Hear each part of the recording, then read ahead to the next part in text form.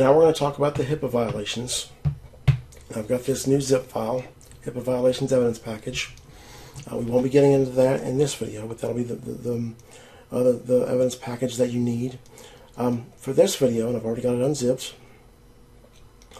But we've got to go back to June 17. That Shirley is trying to get my medical records. Okay, that's where we left off. And what happens is we have a call on June 7th, 2019, where she asks for my social security number repeatedly. Then it is around June 13, 2019. Sorry. Yeah, it's around June 13, 2019, sometime around there. Can't remember exactly. That I tell my nurse practitioner, Kathy, about the suspect behavior coming from the finance department. I tell her about Shirley. She asks me for my social security number. Okay. Kathy, she discounts my concern.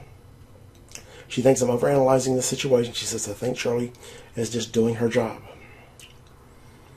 Okay. And so following that visit with Kathy, I make the phone call that I made on June 13, 2019, where Shirley confirms she's asking for all 9 digits, and she tells me that I would have left this number as an alternate contact number when I did my intake paperwork with the hospital. And so on June 24th, 2019, on my next appointment with Kathy, I bring this up again. I talk about how Shirley claims that I left Jenny's work number as an alternate contact number when I did my intake paperwork. Now, when Shirley first tells me this, I don't know what intake paperwork she's referring to. I don't remember filling out any paperwork for anything in a very long time for my hospital. I thought maybe that I'd help the nurse possibly fill out something when I was in the hospital in April, but I've been coming to this hospital since 2011, and I couldn't remember ever filling out anything, particularly anything giving people's phone numbers. And of course, I don't even know Jenny's phone number. Okay, and it's towards the end of our appointment when I bring this up on June 24th. And I tell Kathy, I say, and we don't even have an alternate, I've never seen an alternate contact number on the systems that you have. Okay, on the computer screen that my nurse practitioner, Kathy, uses, and that the nurses that check me in, that do my weight and stuff like this, check my heartbeat, I don't recall seeing an alternate contact number on those. Okay? And here, when I introduce these new details to Kathy, Kathy all of a sudden she's energized. Okay, this has got her antenna up, and she goes, when I say this about the not being an alternate contact number in her systems, she goes and looks at that, and then immediately following this, because this is at the end of our appointments, I leave. And as I'm leaving, Kathy follows behind me, and I turn around, and she reaches out to shake my hand, which she never does this. She never reaches out to shake my hand before, but her hand is kind of, it's like it's halfway extended, and she's got this very, very, very disturbed look on her face. Okay, that something about something is really, really, really bothering Kathy. And of course, I told her, when we have this discussion about the hospital calling Jenny on June 24th, we have the second discussion, I say, I think we've had a HIPAA violation. And at the time, when Kathy has this bizarre look on her face that's very clear, something is bothering her, I think it's that. I can tell that it's somehow, this thing where she's disturbed, it's somehow directed at me because of this bizarre way that she's shaking my hand. So at that point, I connect it to the fact that I've told her we have a HIPAA violation, even though I had no intention of getting the hospital in trouble for this HIPAA violation. The meaning of Kathy's very strange demeanor and what in fact she was disturbed about becomes clear in August of 2019, and I'll talk about that in the next video.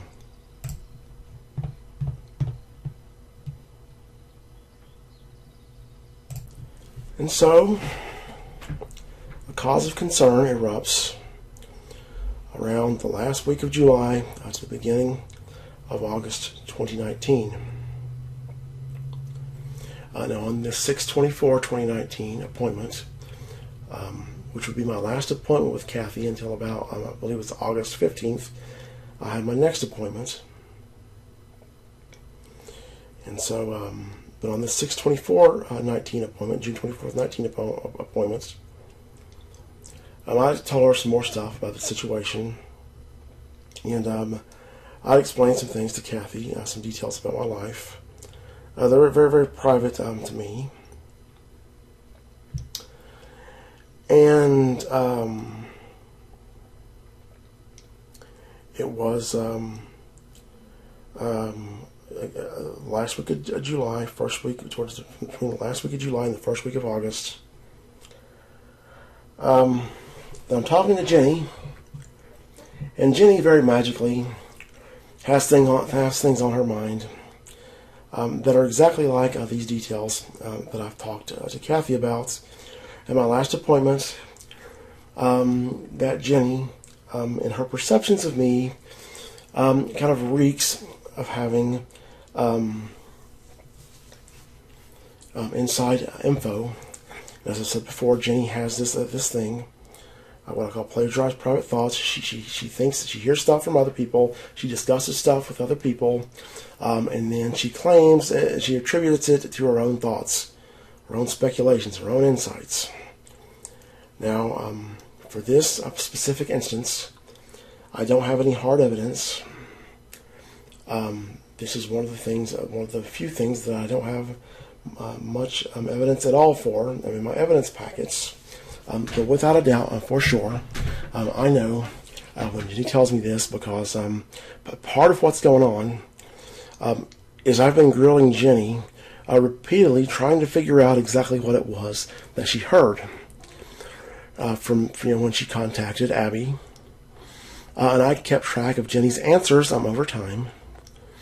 And when I started to ask her about this again, and this call that occurred around the last week of July, first week of August, her perceptions and her ideas and her notions about my life and what she's heard about it have changed to mirror what I confided in Kathy.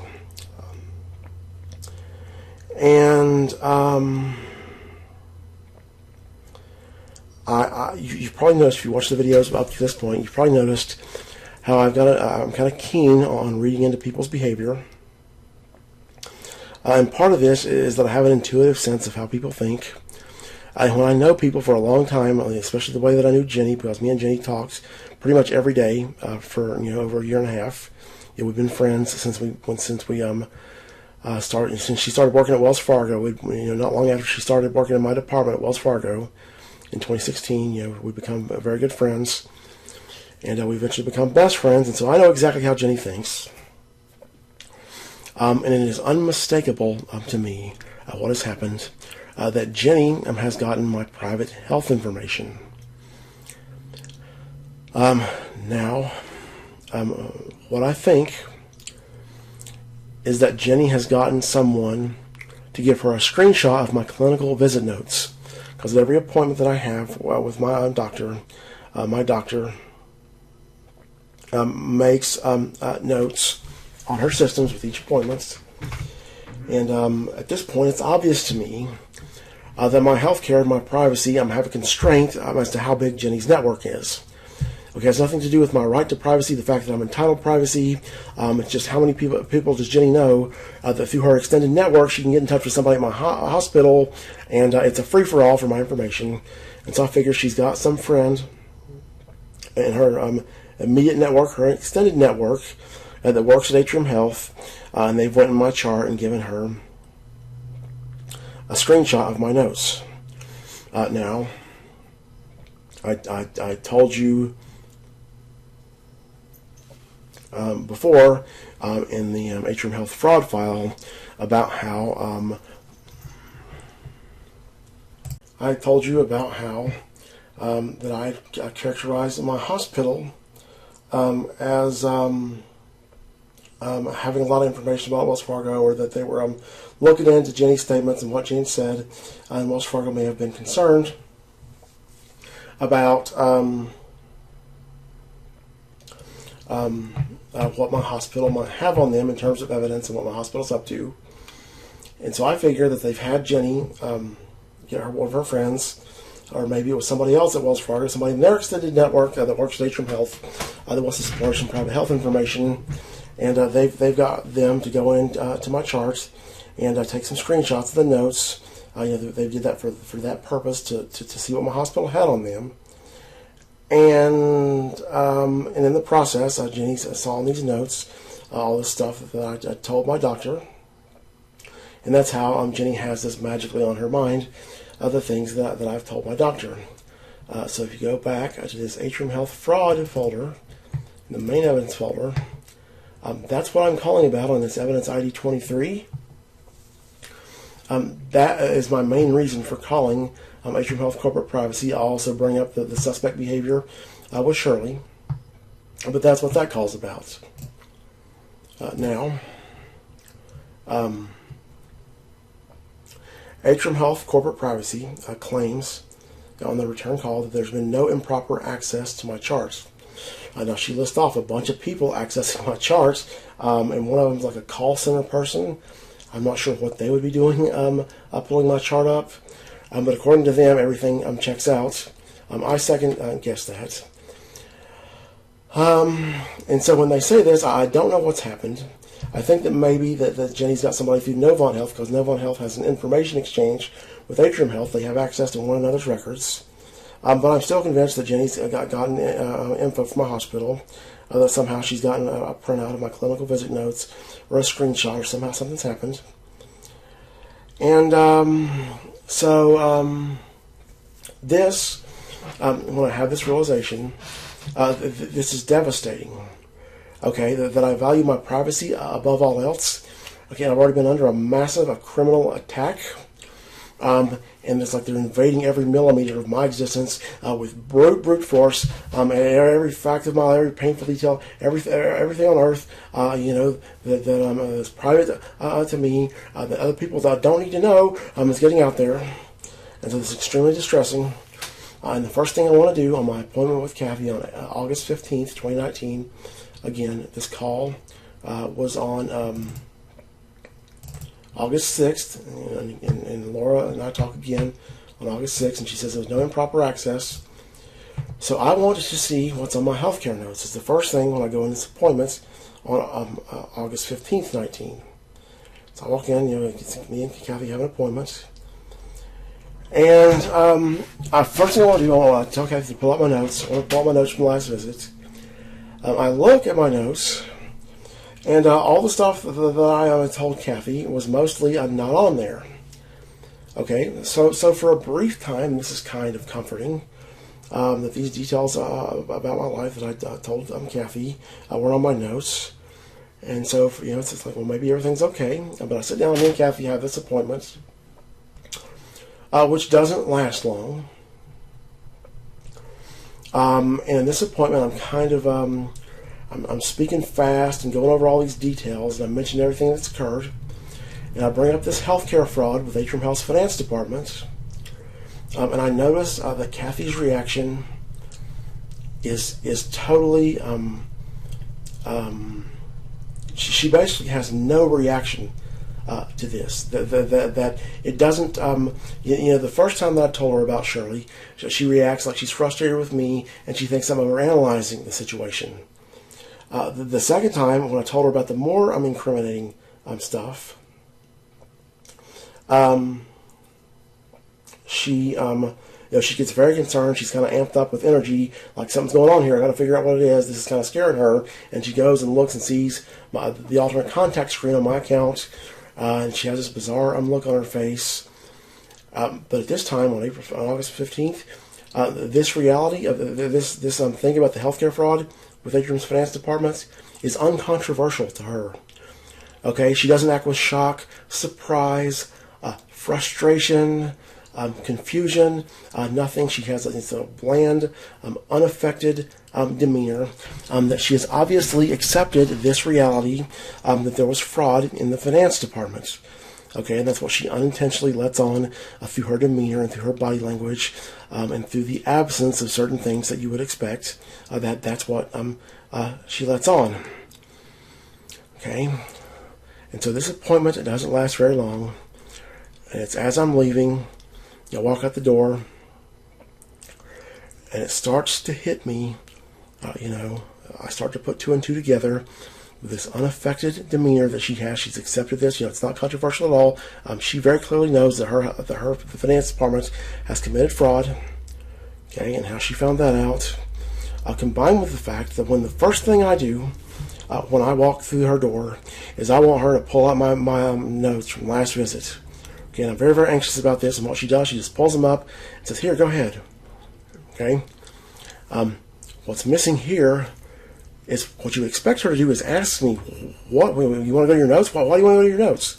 What is it?" There'll be some kind of question about this, or some kind of reaction of something, because this is abnormal behavior. I've been coming there, seeing her now for 7 years plus, and on none of our appointments have I ever been so frantically concerned and wanting to see my notes the first thing.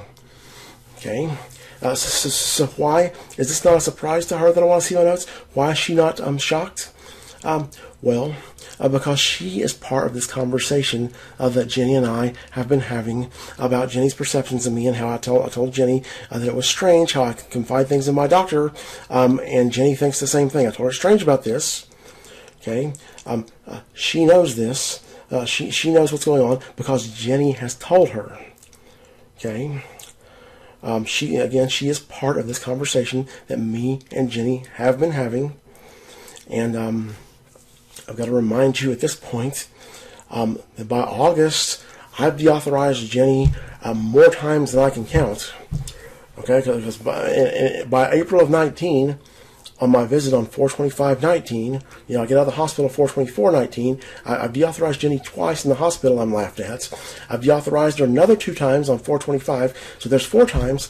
Then they're calling from the finance department saying they've got her number that I don't even have, and I repeatedly bring this up in every appointment that I have. It's like I need to get some. You're not authorized to call Jenny Cox wallpaper and decorate this whole hospital with it. Okay, this is obviously this is illegal contact. It's very illegal for her to disclose my private health information that I've confided in her. And when you connect this to this reaction that she had when I left on the last appointment on June 24th, what's happened is Kathy is pissed off. In her mind, I'm causing her hospital problems. She's disturbed. And of course, Kathy, the thing about her is she seems to be in this business for her career. Okay, that's what matters to her. She doesn't seem to have an overwhelming amount of compassion, or much compassion at all, for her patients. So here the hospital is exposed to a liability. And so she just runs and contacts Jenny, and I'm sure the other people at Wells Fargo, and just tells them whatever it is that they want to know. It's like, here, if they need my private health information, and they're trying. She knows I've got these recorded calls with Shirley that are incriminating, and so I'm going to get them in trouble because Wells Fargo wants my private health information. So she can just go and hand it all over to Wells Fargo, and they won't need it anymore. Okay, something along those lines has happened, and I've got alternate scenarios as to what, alternate scenarios as to what has happened, but something along those lines, and the key element is that Kathy is illegally talking to Jenny and illegally talking to the people at Wells Fargo. Of course, they're all connected, and maybe I'll explain in another video. I've got more evidence as to why they would be talking to the people, as to why I know that they haven't. Kathy hasn't just talked to Jenny; she's talked to the people at Wells Fargo. Okay, so now the situation that I face, as of August 19, I realize that I've been a master with crime. I've got severe post-traumatic stress disorder. I'm extraordinarily ill. I'm suffering like hell every day. Every millimeter of my existence and the most private details of my life are being invaded with brute force by this hospital that will do nothing to stop it, and in fact proactively participates in it. Okay, so if you're Wells Fargo and you want somebody's health records from Atrium Health, you don't have to bribe their finance department. Just let them know you want them, and they'll proactively come and give them to them. Okay, they'll drive to your house and deliver them to you. Or, you can call them up. They're a dial-up service for their patients' private health information. If that's what it takes to get them out of hot water. And actually, as we'll see later, it just doesn't matter at all. Okay, they don't have any motive, any reason, anything at all. That Atrium Health is a public library, and all you have to do if you want to get some information from somebody that goes to a patient of Atrium Health, you mine your network. Okay, go to your extended network. Who's in Atrium Health? You'll get the whole thing. Okay, and so this is incredibly, okay, my life, my life is so hard, and I live in pain over the details of my life. And here, it's hard to discredit what you confide to your doctor in private, and this is going to Wells Fargo. Then I've got the compounding fact that my hospital is involved in crime. Reaching out to Jenny was a felony. This finance lady reaching out to Jenny is a felony. That's accepting the other felonies that she's gotten from her numerous instances of fraud and her attempted Medicaid fraud and all of this stuff. And at this point, I've been hospitalized. I've been involuntarily hospitalized at Atrium Health based on a civil commitment petition that was obviously fraudulent. Okay, that had timestamps on there that showed me as being teleported to this inpatient unit instantaneously. Okay, so this inpatient, this commitment petition was such blatant fraud, and yet when I go down there and I'm talking to Morsi, I cannot reason with her at all. She will not listen to me for 5 seconds. Okay, and the reality of the situation is that anybody, I'm a prisoner at will of anybody, and I'm particularly a prisoner at will of Atrium Health. Okay, because if these magistrates will ignore this bullshit, again, this officer had to deliver this petition back to the magistrate showing these fraudulent timestamps. The magistrate doesn't do a goddamn thing about it. And so these people at Atrium Health, these clinicians, they can file a clinician-initiated petition and have me locked up at will anytime that they want. Okay, I'm a prisoner at will of a bunch of people that are facing prison time over their conduct towards me. Okay, and Atrium Health has every reason under the sun to have me committed to their facility or another facility, because once I'm behind those walls, they determine when I get out. The magistrate's not going to listen to me over a PhD doctor or a nurse practitioner with a master's degree or an MD. My word as a mentally ill person versus their word means nothing. And they can just indefinitely imprison me until I agree to go on record, and state for them so they can put it on their records that no, I just hallucinated. I've had another hallucination. I hallucinated that Wells Fargo invaded my privacy, and I've got another hallucination now that Atrium Health committed crime against me. This is they have an obvious motive, and I'm being subjected at this point to a dog pile, potentially involving these people in the mountains that try to run me in the ground, but particularly involving a $2 trillion Wall Street bank, and now I've got a $12 or $13 billion hospital that has jumped in the dog pile to massacre me with crime, and I am a de facto prisoner at will of every last one of these people. So why is it when I tell Kathy about how Shirley had told me that I left Jenny's work number on my intake paperwork, and she goes in her system and looks at my alternate contacts, or my emergency contact, which is what that actually is. It's when Shirley says alternate contacts, the only contacts I have on my account, the only options are I have me as the primary contact, and then I have whoever my emergency contact is. But why does this get her antenna up? As I would eventually figure out, my intake paperwork for this hospital would have been done when I first started coming there between August of 2011 and November of 2011. I did not meet Jenny until 2016. Jenny did not have this job, or they supposedly called her work number, that I'm supposed to have left this part number as an alternate contact, but this job, Jenny did not start until July of 2017. So in August or November of 2011, I did not give them the name of a person that I did not yet know.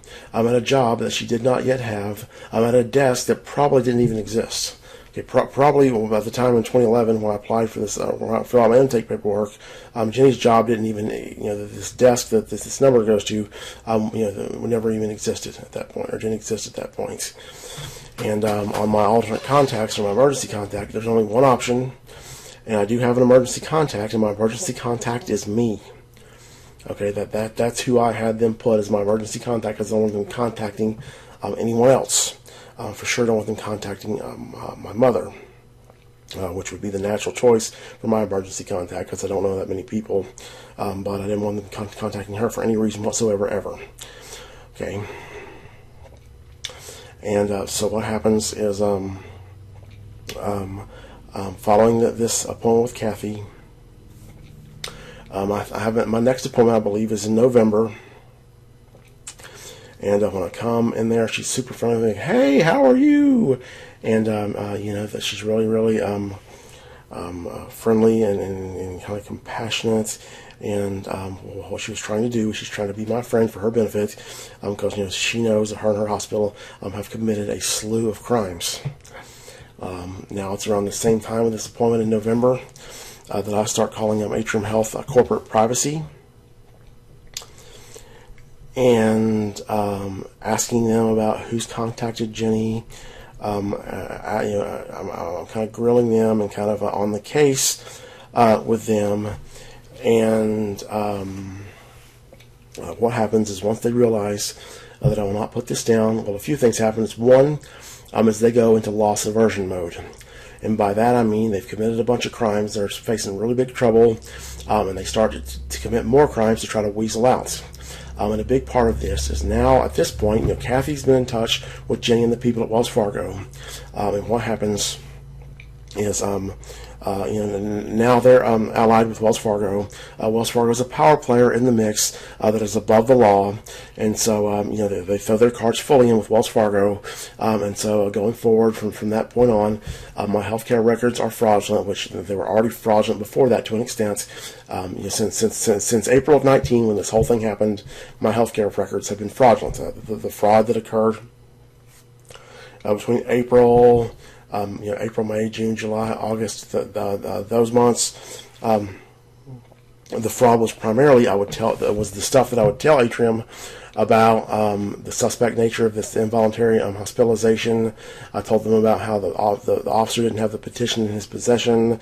I told them about how it was on my 4/25/19 appointment, or my 5/1/19. I can't remember. It was one or the other. I believe it was 4/25/19. Pretty sure it was, so the 4/25/19. But I told them about how the girl at the inpatient unit didn't delete my number. And so that was primarily what was going on. There was the incriminating details, and the suspect details of this involuntary hospitalization weren't on there. Now, following the appointments subsequent to August of 2019, my suffering is dramatically discounted. Okay, the profound suffering that I described to them that I'm going under as a result of this PTSD is either absent. Okay, so I'll describe suffering that doesn't make it to the notes, or it is discounted to an extreme. So I will come in there and I'll be shaking and screaming and crying, I'm not screaming, but I'll be shaking and crying, and absolutely I'm destroyed and like trembling, and they'll put on there, patient was clearly anxious. Okay, when I'm crying, I'm shaking, I'm destroyed, it's more than clearly anxious. And so that's what they do. And of course, when this first happens, when I first start contacting corporate privacy, they realize that I figured them out. That I know about all these crimes, because that they've expected to get away with this HIPAA violation that they did with Jenny. They've expected to get away with that scot-free. Now they know that they got their finance ladies is committing fraud. They've committed all these serious crimes, and of course, as I'll get into this later in subsequent videos, they've committed way more crimes than this. What I'm describing to you now, they got more crimes, but they are sweating bullets at first. So their cards are in with Wells Fargo. They're counting on Wells Fargo to help them get out of trouble. They're fraudulently doing my health. They're making my healthcare records fraudulent, where they understate my condition for the benefit of Wells Fargo. Because you got to remember, if I sue Wells Fargo, my medical records are what are going to be used in court to document my pain and suffering. And so those are important takeaways. Is Atrium goes into loss aversion mode. They commit more crime. They throw their cards in fully with Wells Fargo, if ever, if and when we get to the point, and we'll eventually get to the point in this series of crimes where I'll show you some of my healthcare records. And when you see my healthcare records from Atrium, you've got to be very, very conscious of the fact that they are engaging in crime. My healthcare records are fraudulent, and they are trying their damnedest to weasel out of this trouble that they have gotten themselves into. So that's the takeaway. To put the context for going forward, is that subsequent to August of 2019, the Atrium Health, they get involved, or they've already been involved in crime. They go into loss aversion mode. They're committing more crime. Everything you see on my healthcare notes, you've got to put a skeptical lens and realize that these people are deliberately lying. They're trying to weasel out of their crimes. I'm not sure at what extent, as of this time in 2019, if Wells Fargo, to what extent they're worried about getting caught in their crimes. Okay, but Atrium Health, they were sweating bullets. And as we get into the next videos, I'll show you where they've got even more crime, and they have some help from outside in these crimes that they're involved in with me. The other thing, and we'll get into the next videos, the other thing is that I get my psychologist, John, from the mountains. John was the psychologist that I had when I got out of Broughton Hospital. He and I had a great relationship, and he's a very brilliant man. He is also very kind-hearted, and has a nature where he likes to help people. And I knew that he would understand, understand what had happened when I explained to him all these crimes that I've been subjected to. And I knew that he was the one that could help me. And so I believe this is in about November or December, right around there of 2019, that he responds to me. I'd send him a message, he responds, and he starts to help me. And a big part of his role is to intervene in the civil commitment process. He writes me a letter to be delivered to hand any officer processing an involuntary hospitalization, or if I go to a hospital and there's an involuntary hospitalization, this paper directs the evaluation to him. I'll show you. I think I've got this right here.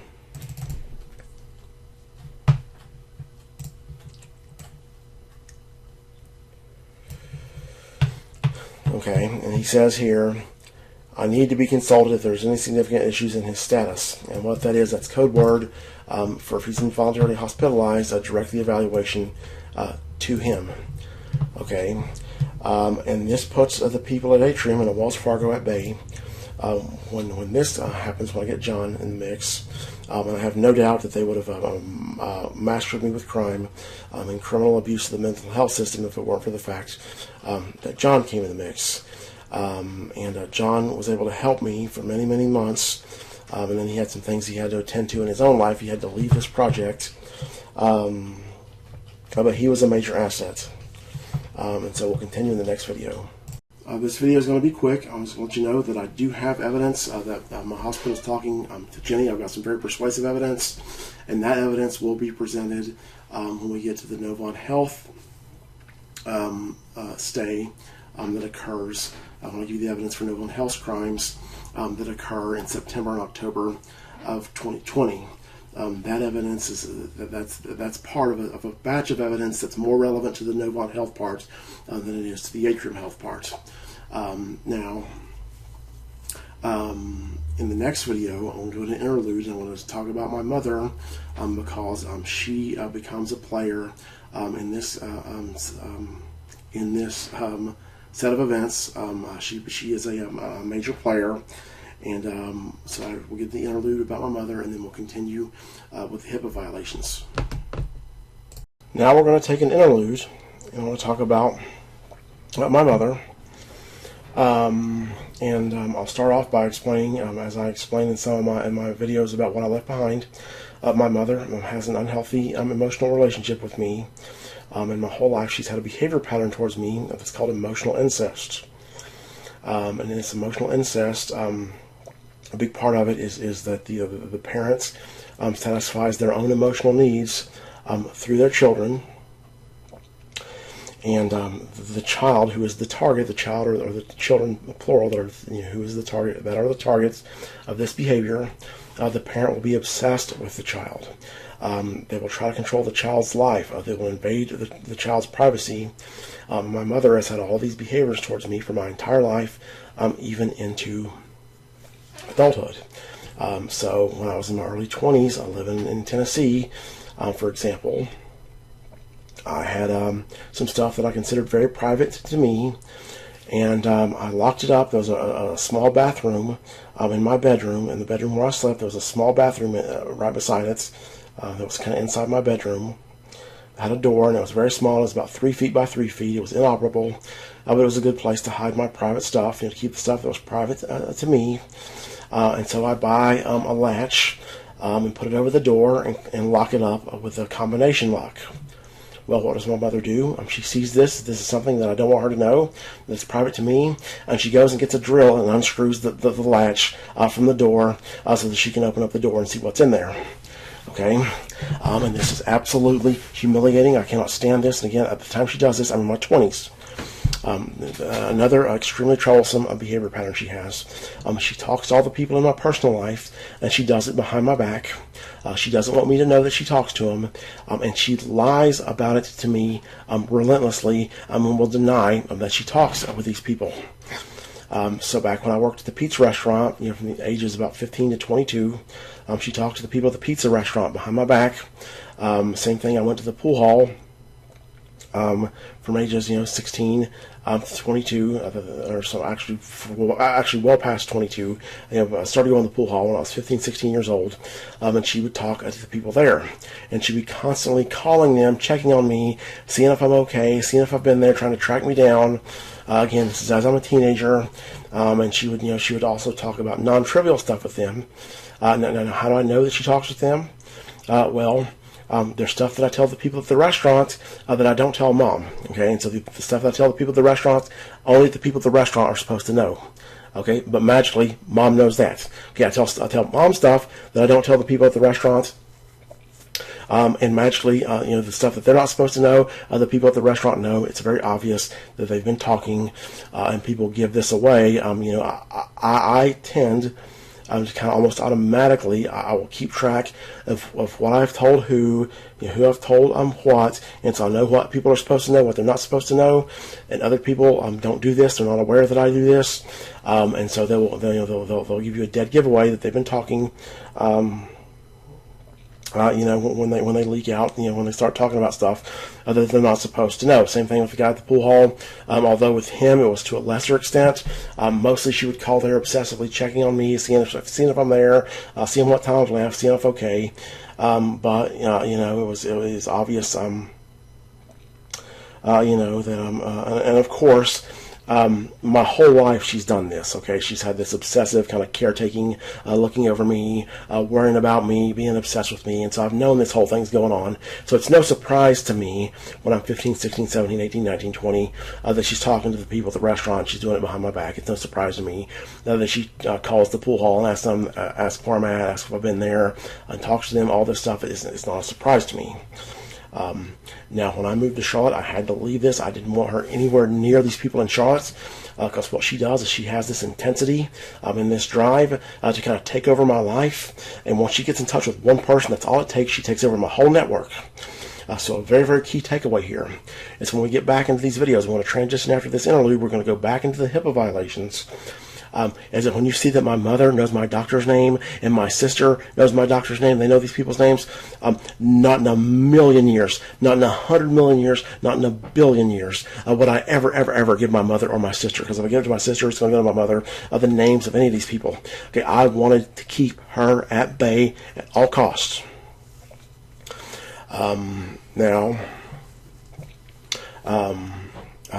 This desire to control my life intensified between the ages of 18 and 20, 18, 19, 20, in those years, because I'd started to talk about others, about the child abuse that I had suffered, and this child abuse reflects terribly on my family.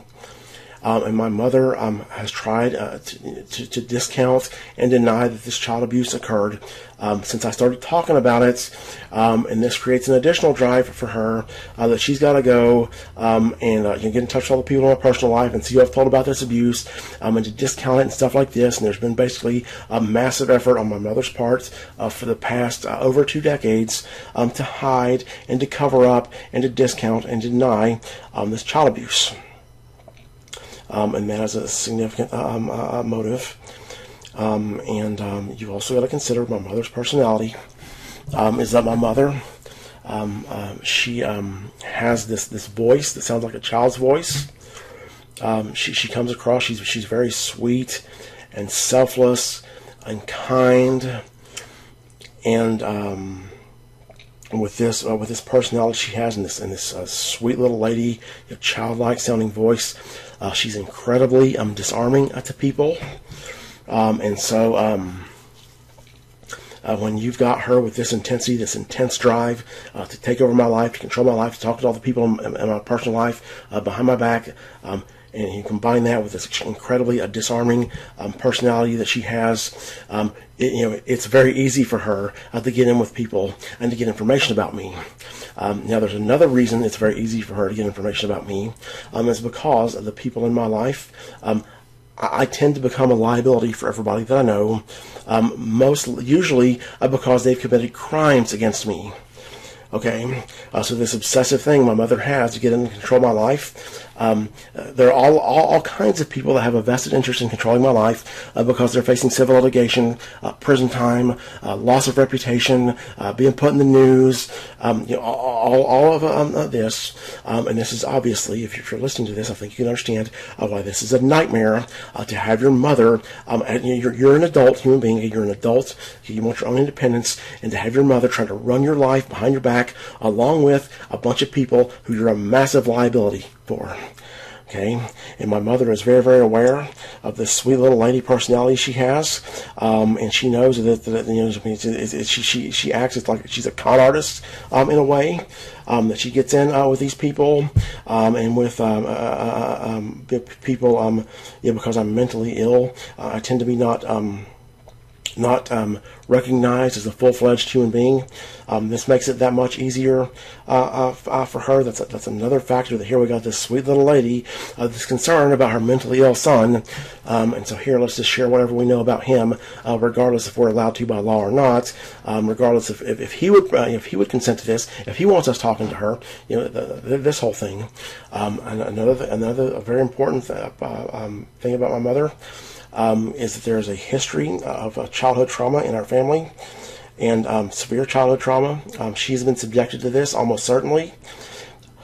In her case, and in some of my other people in my family's case, this has contributed to equality somehow, where my mother is a pathological liar. Okay, she has no inhibition whatsoever against lying.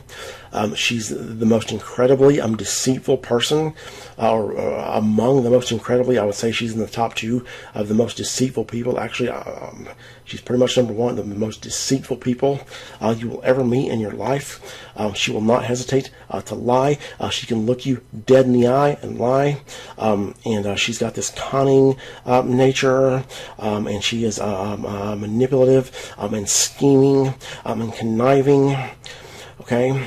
And so keep all of this in mind as we get into these HIPAA violations and we get into my hospital's ongoing crimes. And then when we get to the crimes that happen outside of my hospital with Novant Health and these other parties that are involved in crime that I'm going to introduce in the subsequent video, keep all of this in mind. Keep in mind that not in a million years, would I ever give my mother the name of my doctor. Not in a million years would I ever give her the phone number of the people in my personal life in Charlotte. That when she has that information, somebody besides me is giving it to her. Also very important, I wouldn't give it to my sister, because it gives my sister's going to give it to my mother. Okay, and when I start, I've got audios and stuff of my mom and I talking about some of this stuff that happens down the road. Keep in mind that she is a liar. Okay, she plays dumb when she's not dumb. Again, these people that have this trait of pathological lying, their demeanor, their body language, their tone of voice, they do not have the normal physiological reactions that people have when they're lying. They speak in the same manner, with the same tone, the same demeanor, as they would if they were telling the truth. Okay, she is incredibly deceitful, and that she has an overwhelming motive that comes from her obsession with me, her desire to control my life. And then combined with an even greater motive of discounting this child abuse, that she will stop at nothing to discount this child abuse and to prevent that cat from getting out of the bag, that this child abuse that I suffered really did occur. Okay, that's who we're dealing with. Okay, and keep all of that in mind. And now in the next video, I want to talk about Atrium Health's HIPAA violations involving my mother. And this is a background. You've got my takeaways. Basically what happens, I'll give you a preview, as my mother becomes involved very actively in my hospital's crimes and in helping my hospital cover up their crimes. So now we're picking back up with the HIPAA violations. In the last videos, I talked about how I know that my hospital has gotten in touch with Jenny, and I didn't have any hard evidence really that at least I showed in those videos. And now I want to get into my hospital's illegal contact with my mother. And for this, I do have some hard evidence, and I've got more reasoning and some circumstantial evidence that is very persuasive. The case is much easier to make. Now, kind of the context of this. You've watched my interlude video, I'm sure, or you should. That's prereq for this is my interlude video on video 44. But when my mother has this intense desire to get into my life and to manage my life and invade my privacy, and talk to people in my personal life and to get information about me, she has this intensity with her and this demeanor that she has. It's very disarming. That combined with the fact that Atrium Health is the most insecure place for your information on the face of the earth, this makes it inevitable that my mother ends up getting into unlawful contact with my hospital, and then my information gets compromised. Now, the file for this is the HIPAA violations evidence package.zip. I've got it unzipped, so I'm going to click on this. We've got our files in here that we'll be going over, and I'll go ahead and tell you the things that I figured out before I go over this evidence. And going over the evidence, and the evidence and the reasoning will take place over several videos. And at the end of those several videos, you'll have my full rationale as to why I know this. But I know that, one, my mother is illegally talking to my hospital and has been. Okay. And two, I know that my hospital has given my mother Jenny's number. Okay. But here I'm just going to go over some of the hard evidence that I have for this illegal contact with my hospital. And I've got some chats with my sister. I've got my mom's chat with my sister and my chat with my sister. Okay, and what happened was my mother came to visit me in Charlotte on February 3rd, 2019. And while she was visiting with me, she took a shower. She left her phone out, and I exported her phone conversation with my sister onto my computer to see what she's been talking about, because by February of 2020, I've already figured out about her unlawful contact with Jenny, and almost certainly her unlawful contact with my doctor, and I wanted to see what's on there. Okay, so I want to first go to this evidence ID 15, mom chat with sister redacted. Okay, and what's redacted is the phone numbers. I've got some bookmarks here. Okay, so the first one here is this 6/01/2019, June 1st, 19. And this is actually, for some reason, this HTML version gets the dates wrong on some of these. It's actually May 31st, 2019, that my sister is sending this text. Okay, and you can't see it here because it's an image. Let me go here to the screenshot. And you have here, my sister is sending my mother a screenshot of my hospital's address and my hospital's phone number. And she's looking her up. She's looking this up by Kathleen Psychiatry, Charlotte, North Carolina. Okay, and this is the hard evidence we have that my sister knows my doctor's name. Okay, and again, as I've explained, I've never given my sister my doctor's name. Not in a million years would I ever give my sister or my mother's my doctor's name. I want to keep my mother at bay, and I know if I give it to my sister, it's going to go straight to my mother. Not in a million years I would have given her this. And so I'm here. My mother is getting this information. Now, in my healthcare records, there is no record of, and actually she's not giving her the number I'm noticing. She's giving her the address. Okay, and there are no records. I'm in my hospital, in my notes. I've got my entire medical records for the time period in question for 2019, and there is no record of my mother talking to my hospital during this time period.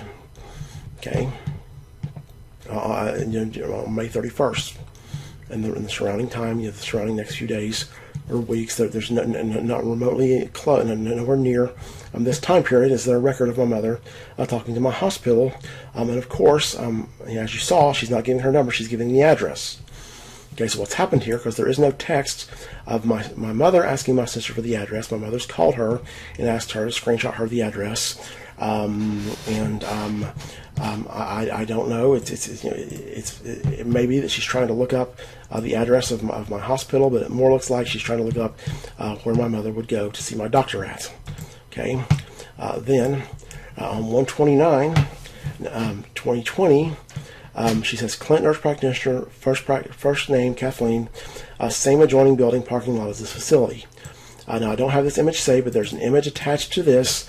And what this image is, this is a picture of the Atrium Health, Behavioral Health Care, Charlotte's location of where I go get my health care. And what this has the appearance of, again, she's giving her my first name, my nurse practitioner's first name, Kathleen, and she's giving her physical location. Okay, this is very, very suggestive of she's arranging a physical meeting with my mother and my doctor. Okay, because why else? Okay, why else? Would she be telling her where she's at in the same adjoining building parking lot? Okay, now here there's some other things to notice. Actually, I want to go up a second.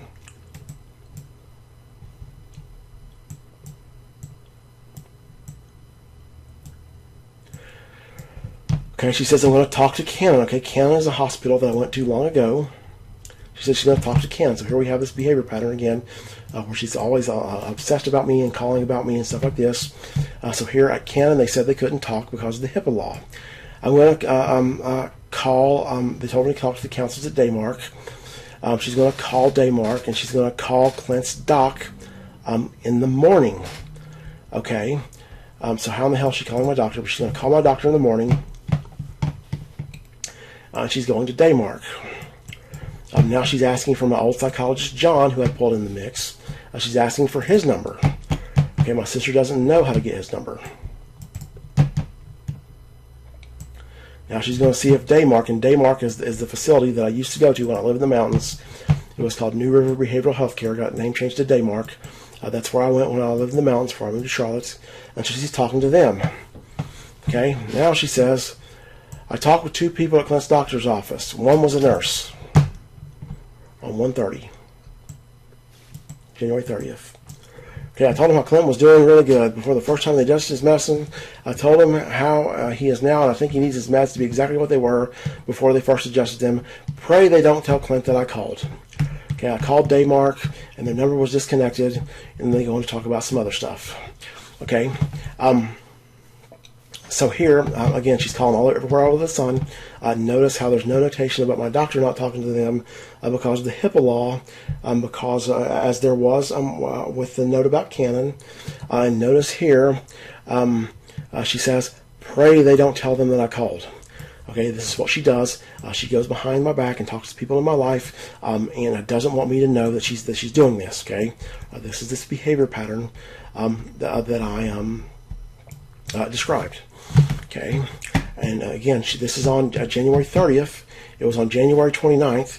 She's getting the physical location of my doctor here on January 29th. The physical location of the facility Again, she's asking for the name of the mental health clinic. She's not looking for the number. She gets the location of the facility, and then on February 3rd, a few days later, she is visiting me. Okay, I'm at Clint's. I'm staying. Okay, so on February 3rd, she's visiting me, and going back to the screenshots, this is the 531 where she's getting the address of my doctor. She says, I'm going to see Clint.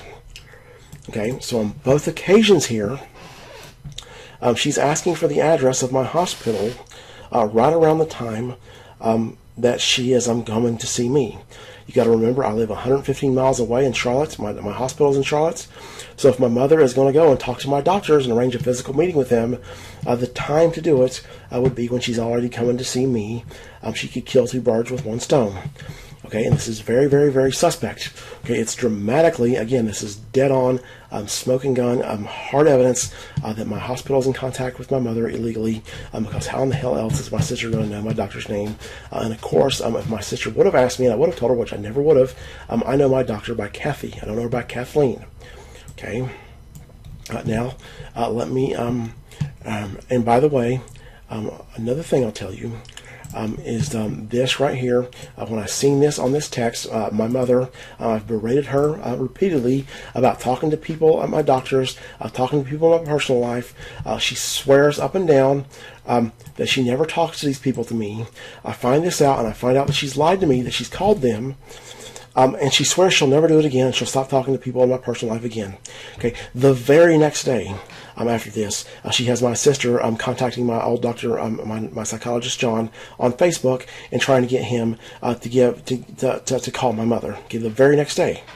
Okay, and I bring that up to her later on. How the very next day she's trying to get in touch with John, and even subsequent to that, she keeps making more and more attempts to get in touch with John. Okay. And so this is what I'm talking about in this in my interlude video, video 44, about how this obsessive behavior pattern of managing my life behind the scenes, and of course at this time I'm not a liability for John, at least. That there is an element of it. She has this obsessive concern for me.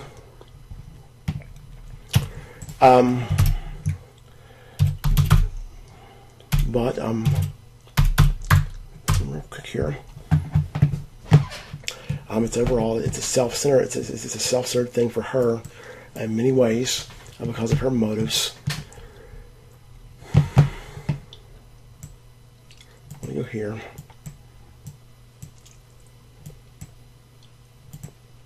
Okay, and you see here that I'm talking about being in unbearable pain about my mother talking to Jenny, which is in November. This is when I figure out that my mother's been talking to Jenny. I'd suspected it for a long time, but I figured it out for sure now.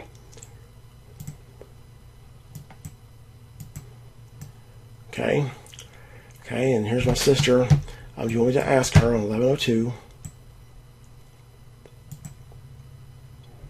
I want to show you here. Okay, 11:02, November 2nd, 2019.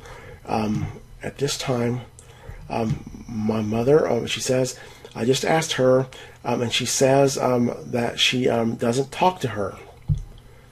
Okay, so 11:02. Now she doesn't say I just called her. Me and my sister are involved in a lengthy text here. You'll see there's not much gap between these messages, and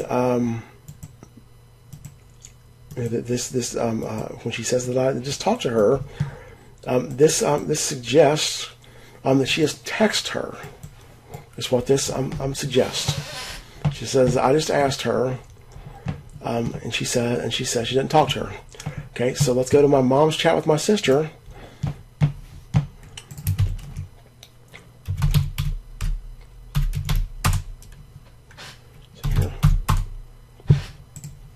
Okay, I don't see anything on November 2nd, 2019. I don't see a text from my sister asking her anything about talking to Jenny. Okay, and so what it looks like here is my sister is lying to me. I want to show you something else.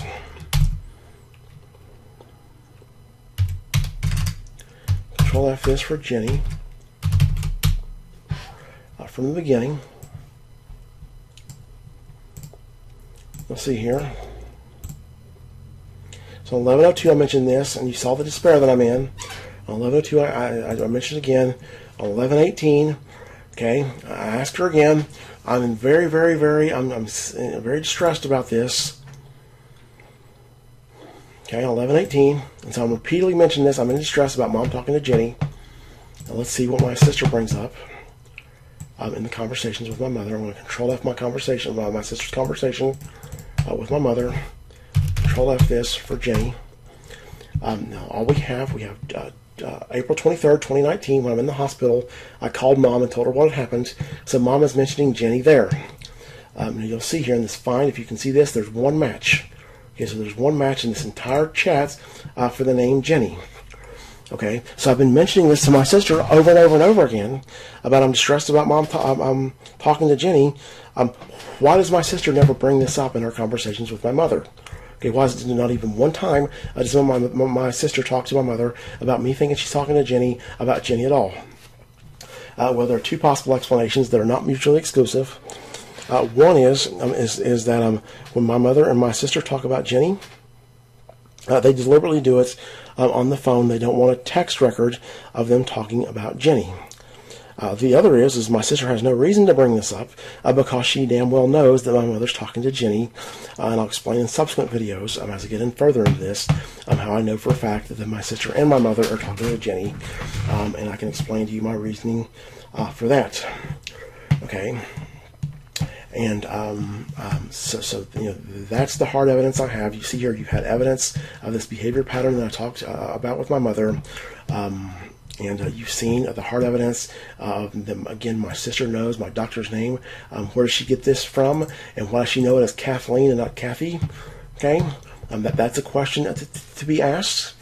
Okay, but for sure, there's something funny here, and you've got to remember. As of this time, when my sister sent the screenshots on May 31st at 8:15 p.m. Okay, as of May 31st, 2019, my hospital they've already been involved in significant wrongdoing. They've almost certainly got a sense of the extent of the wrongdoing they're in as of May 31st. Of course, this is before the fraud from their finance department, but they've already participated on the suspect civil commitment process. All of this, and they've already refused to delete these numbers from my account that I wanted deleted.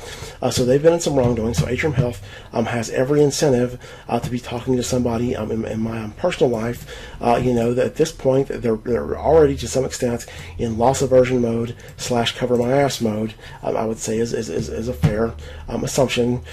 So they would have every incentive to talk to somebody in my personal life. Talk to my mother, cooperate with her, get them to help her. Because this is another thing with my mother, is that she has this intense desire to control my life and to run my life behind the scenes. And anyone else, like all these people that I know that I'm a liability for, anyone else that has a vested interest in controlling my life and knowing things about me and doing things behind my back, they make for a perfect partner for my mother in this joint activity that they undergo. And so my mother would be more than happy to play right along, and as we get along, you'll see that's exactly what she does. She helps them cover up their crimes and participates in their crimes as well. Then in the second example, on January 29th, which there is a record of the phone call on January 29th for my mother calling my doctor, just like she says. But as of January 29th, the second time when it appears that my sister's giving my mother information for the explicit purpose to be used in a meeting with my doctor,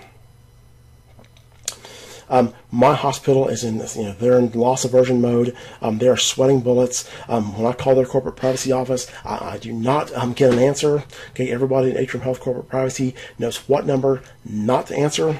Okay, my hospital is in serious. They're in very big trouble. They've done a lot of wrongdoing, and so for sure, if it strikes you odd at all that they're engaging in these crimes, they're in these illegal contacts with my mother. You got to factor in the way people behave when they get in this loss aversion mode.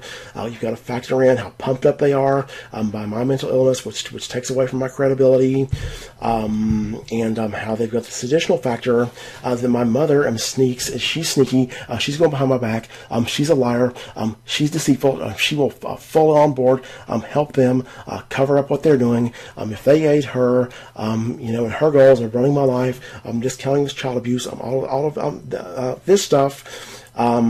This every last bit of this adds up. Okay, and so in the next video, I'll get in to some more of my reasoning and some more of my evidence as to how I've put together exactly what has happened. And here we're going to go to a phone call that I had with my mother on March 24th, 2021, and here I put together just how my mother has got in touch with my hospital. I didn't know. I knew that she'd been in touch with my hospital pretty early on. November of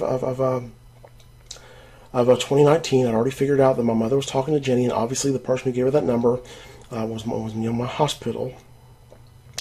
And I'd figured out also pretty early that my mother was illegally talking to my doctor, Kathy. And I didn't know if I didn't know if my hospital, in an attempt to weasel out of the crimes that they're involved in, if they contacted my mother and tried to do something there, or if my mom had called them and asked them, hey, can you give me Jenny's number? I didn't know what had happened. But here I start to put together in this call, and I've got this call trimmed down here. I've got all of it. She's in a gas station when I'm talking to her, and so I've got all the times she's talking to her customers. I'm trimmed out. But here in this call, I'm going to figure out what's happened. I'm going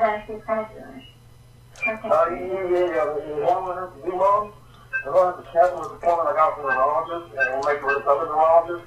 I was going to charge more. Which one of my doctors did you talk to? I haven't talked to neither one of them has been involved, and I haven't talked to nobody who's been involved. Which one have you talked to in the past? Okay, hold this a minute, sir. I haven't really talked to any of your doctors. I just talked to the people that answered the phone. So you got $10 you want one more of these? Okay. You want to probably want to get the customers out of here, sir? The customers are out? So which one of my doctors do you, I want you to name which the doctors that I have. I don't know your doctors, sir. I don't know. I don't know your doctors, but I just talked to the person and answered the phone. Okay, as you hear, I'm asking her for a list of the doctors that I have. What I want to know, I'm asking her, which one of my doctors does she know the name? Okay, continue. Oh, it's by messages, so they have me talk. Okay, and then now she knows too how she's lying. We'll get into this later. She says they won't let them talk to her. In my healthcare notes, they've got where they've talked to her, although they don't have her.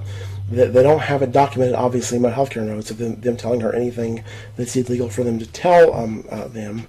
But she's lying, saying that they won't let her talk to them. Doctors? Names of them? Thank you. Hold just a second, please. Are you a sick man? Yeah. Yeah, the only doctor's on the job call, Karen, is I still have one person in here with, the only doctor's off the job call about is the one that you know about, Karen. I can't remember what her name is, but she hadn't talked to me. Okay. So she says she called the doctors and they wouldn't talk to her. She's talking about the one that I know about as this one on January 29th. I just left a message with the girl that answered the phone. And notice again how she's saying that they won't talk to her. She just left the message for the girl at the phone. That's all that. Okay, that's all. What was that doctor's name? I can't remember her name, son. Okay. Now notice here, I said, what was that doctor's name? She says, I cannot remember her name. Okay. So it's a female doctor. Okay. That's what we can draw. We can go from there. She knows it's a woman, and of course, she very obviously she remembers her name. She's lying to me right now, and you've got to kind of read between the lines as to what she's saying. But let's continue. I remember what her name is, but she wouldn't talk to me. And there's the woman. How did you know she was my doctor in the first place? We was in the hospital in some kind of way. Okay, there we go. So when I was in the hospital, some kind of way. Okay, the takeaways here are that I go to the hospital in April of 19, and some kind of way, my mother knows my doctor's name. Some kind of way we was in the hospital.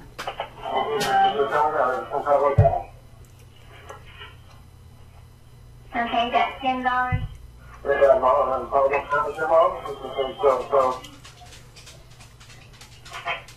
So first off, how do you know her name? You there, son?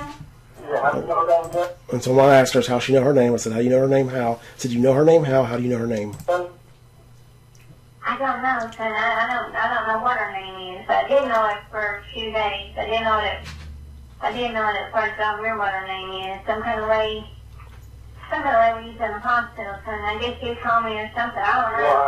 Yeah, I've never told you. Okay. So I would never ever tell her. I don't know how I know, but I know her name. But I don't remember it, son. Okay. And again, and see, my mother, as you're listening to this, unless you're a highly trained psychologist, she's probably disarming you right now. Okay, with this sweet voice that she has. Of course, my mom is a pitiful person in a lot of ways, but she is lying here. Okay, she knows my doctor's name. She's been in ongoing contact with them, and there's some kind of way. She's just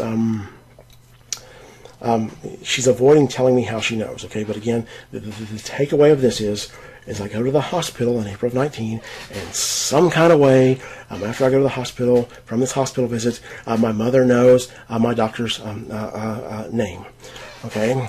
What that some kind of way is what's happened is my mother came to visit me, and my mother also called. When I was at the hospital, they wanted to call my mother and talk with her. And so it's either when my mother called to talk with them, or when she came to visit, which was probably when she called to talk to them, because my mother lied to me when I asked her if they'd called her. She's asked for my doctor's number and my doctor's name so she could call him, and they've given it to her. I just handed it right over to her. Okay, that's what's happened there. And now, and again, my reasoning for that, you got to use deductive logic. How the hell? Okay, so we know my mother's got my doctor's name. If you know my mother like I do, and you know the context, and you've been through all these events that I've been through, you know that she's lying. Again, she's dead on lying, saying she doesn't remember how she got this number, but it has something to do when I was with my hospital stay. So how is it that she gets it when I'm in the hospital? Okay, again, she called him and she visited him. That's the only contact that she had with my hospital. These people have given her the name and the number, and it's also a little. There's something going on there where she says, "I knew it for a few days." Okay, and probably what's happened there. She's turned it over. She's given her name to my sister, and had her looking stuff up. I don't know. Truthfully, I don't know what's going on there when she says that she knew it for a few days, but. As we'll get into in later videos, my mother and my sister, well, of course I already showed you in the previous video on the chat that there's something funny going on between my mother and my sister in my hospital, and my mother is using my sister to help her get information about my hospital and to kind of aid her in her illegal contact with my hospital. Now I'm going to read a section from my complaint. This is paragraph 428. In this complaint, in this paragraph, I'm discussing my visit on August 15th, 2019, with my nurse practitioner, Kathy. Now, at this time in question, at the time that I wrote this complaint, I turned this complaint in October 28th, 2020. Sorry, October 28th, 2020. I turned this complaint in, and I hadn't put the picture together yet, exactly as to what happened. I didn't know for sure. And of course, again, after this March call that I just had, I put the picture together. But as of this time, I haven't put the picture together when I'm writing this complaint. But here we go, paragraph 428, in reference to my August 15th, 2019 visit with Kathy. I say, in this same visit, I also noticed that Kathy is very wary going near the topic of my hospital's crimes. At one point, I said, my mother is talking to Jenny, and I'm sure this hospital is the one who gave her the number. In reaction to this, Kathy is dead quiet. She reacts as if she is scared to engage in any discussion about this topic. It is a heightened awareness of my nailing every sign of deception or culpability that they put up that drives this reaction. This is my strong beliefs. Okay, now at this point, again, what I'm saying is, I think that my hospital is the one who gave my sister, gave my mother Jenny's number and got them in contacts. In retrospect, looking at this, Kathy is dead quiet, and she has this reaction where she goes dead silent because it was Kathy who gave my mother Jenny's number. My mother's went to the hospital either when I was in the hospital in April 19. She's on the call or on the visit, one of those two. She's gotten Kathy's name and number.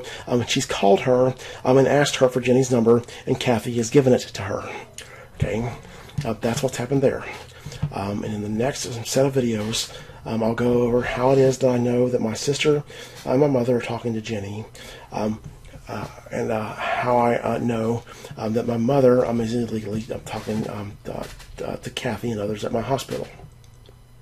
I just got to make a real quick correction. I said that note at the paragraph of my complaint was in reference to my August 15th, 19 appointment. That was actually in reference to my November 5th, 2019 appointment at Atrium Health. I'm feeling the need to do another interlude about my mother. In that first interlude, I made her sound possibly made her sound like a bad person. So let me tell you some more about her. My mother has worked herself to death and destroyed her body. Worked herself to death her whole life, and destroyed her body in the process. And everything that she's earned has almost all went to other people, primarily me and my little sister. When my life was collapsing in Charlotte, she paid my rent for over a year. She paid my expenses for over a year.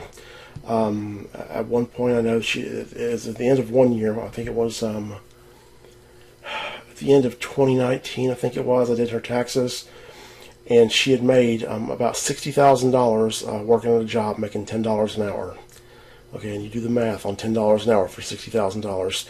That's a hell of a lot of work. My mom has worked consecutive 70, 80, 90, 100-hour weeks her whole life, and what she tries to do, she tries to hold everything together without this child abuse getting out, and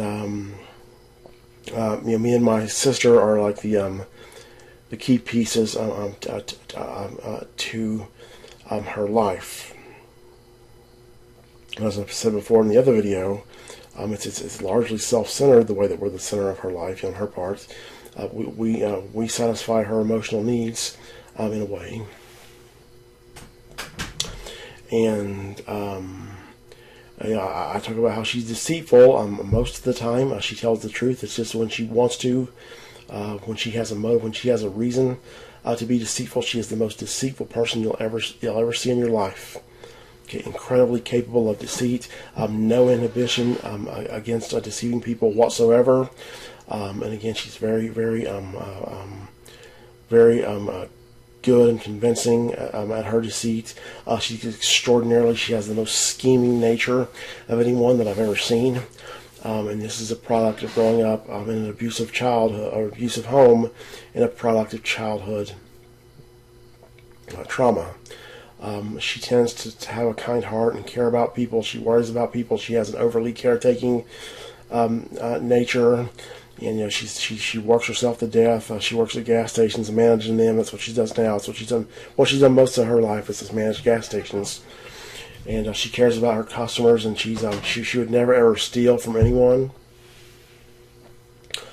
And so in that way, she's very honest. And another thing is that my mother is not all there. I'd kind of known this for a long time. I'd had a sense that my mother's not all there, not exactly.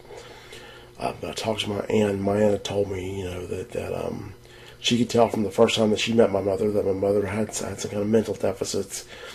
And my aunt seemed to perceive her as to have a pretty significant mental deficits. And that's one weakness I've noticed, is that I tend to not be able to notice very readily when people have mental deficits. And in terms of my mother, I have strong reason to believe that she is on the autism spectrum, somewhere on the autism spectrum, due to her behavior. And of course, I'm on the autism spectrum. I'm autistic, and it's heavily genetic. There's a big genetic component to autism, and so that would make it likely that she has autism. And maybe you can keep some of this in mind. As we go along in these videos. I don't want to overstate the case about my mother. She's a mixture of good and bad. She has destroyed my life trying to run it, along with all these people that I'm a liability for.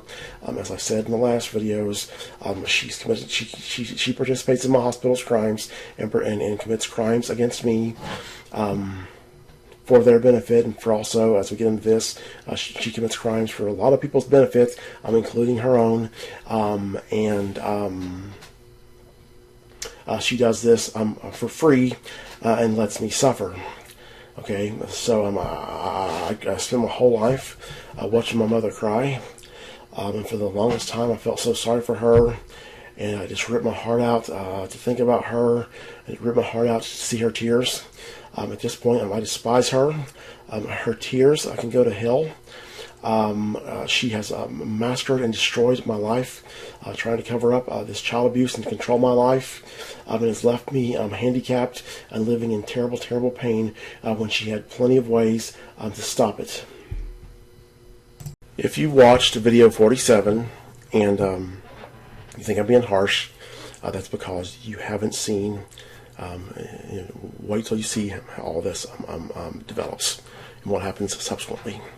But we're back on the HIPAA violations, and I'll explain how I know that my mother has been talking to Jenny. And given the fact that she's talking to Jenny, very obviously, you know who gave her the phone number. And so I've already told you about how my mother has this behavior pattern where she wants to talk to all the people in my personal life behind my back, and she ruthlessly invades my privacy, this whole thing. And she comes with this intensity to do this, and she's got this disarming personality with this sweet little lady with a childlike voice. Atrium Health is the most insecure place on earth for your healthcare information, for your information, period. And so my mother, as I showed you in video, I believe it was 46, the last HIPAA violations video, I showed you how she had some kind of way gotten my doctor's name from the time that I was in the hospital. Now, of course, obviously, there's something nefarious about her getting my doctor's name. She knows she's up to no good with my doctor. Otherwise, she would just admit how she got it. But she gives this some kind of way, and again, you've got to use deductive logic. What are the possible ways? Okay, given that not in a million years, not in a billion years, would I ever give my mother my doctor's number, or my doctor's name? Who's going to give it to him? And you put the pieces together. It was either when she came there to visit or when she was talking on the phone. Most likely when she talked on the phone with them, because after I got out of the hospital, I asked her if they called her, and she said they didn't. She's lying for some reason there. And of course, she's got her name and her number. Is what she's gotten. That was what my mother would want, and that's what she's gotten. And I showed you in the video too. I read the excerpt from my complaints about how when I mentioned this about my hospital giving my mother Jenny's number, I mentioned this to Kathy. Kathy goes dead quiet. Okay, it's like she doesn't want to say anything about this. She's self-conscious of it. Obviously, you put together what's happened is my mother's gotten Kathy's number, name and number, from the people at the hospital when I was in the inpatient unit in April, and Kathy has given her Jenny's number. Okay, but it took me a while to figure all this out. I didn't fully have the picture completely put together until this call on March 24th, 2021, this call right here that I played to you. I'd started to sense that something was wrong long before this, and I'd figured out a good bit before this. Was about November when I figured out for sure my mother's talking to Jenny. But the first signs come immediately when I get out of the hospital. I get out of the hospital on April 24th, 2019. It's in that last week of April, first couple of weeks of May, when I'm talking to Jenny. All of a sudden, my mother's on Jenny's mind all the time. And so the first big red flag came when I was talking to Jenny, and me and Jenny were getting off the phone. I was saying goodbye, and you said, "And tell your mom I said hi." Okay, and this perturbed the hell out of me. And I just said, "Yes, okay, okay, I'll tell her that you said hi." And I hang up. But after I hung up, I really, really, really regretted not asking Jenny how many times she's talked to my mother. Okay, because Jenny's never, ever, my mother never comes up with Jenny. My mother's never on Jenny's mind. She's never ever told her in the past, and told me in the past, to tell my mother that she said hi. Why the hell is what this very clearly is indicative of is that Jenny and my mother are talking. So the next time I talked to Jenny, I asked Jenny, how many times have you and my mother talked? She said, well, none, and then she gives me some spurious explanation as to why she said that, which I at least halfway believed when she said it. She said something like, "I was just wanting her to know that I'm there for her," something like that Jenny says. And me and Jenny, we talk about every day through WhatsApp, and we talk on the phone a good bit. And it would come up again, so I'd be talking to Jenny, and Jenny would talk about some interpersonal grievance she has with me, and she'd say, when somebody does this, this, and this, when I do this, this, and this, and I say this, this, and this, you react this way, and that's what you do to me, and I would bet it's the same thing that you do towards your mom. And so it's like all of a sudden, after I get out of the hospital, my mother is on Jenny's mind. I met Jenny in 2016.